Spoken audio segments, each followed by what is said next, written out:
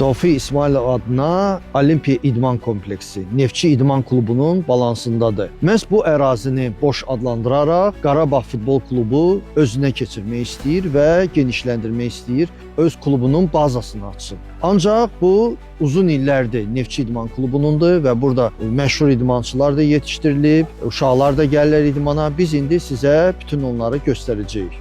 Gördüyünüz kimi Azərsun Arena stadionu arxasıdır.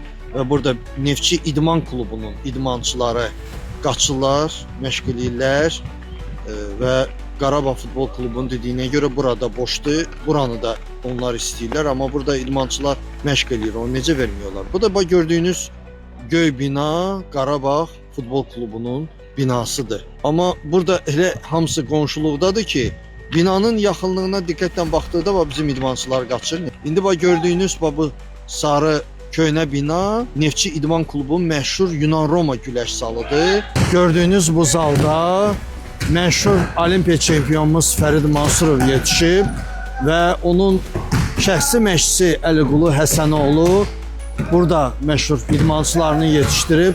Bu da bizim Elnur müəllim, Əliqulu müəllimin oğlu.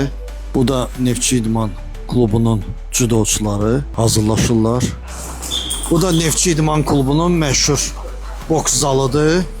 Neftçinin yetirmələri, Bunyatova bacıları yeni nəsil qılınc oynatanları hazırlaşdırırlar.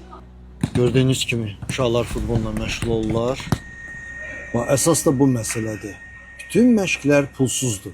Neftçi İdman Klubuna baxdı.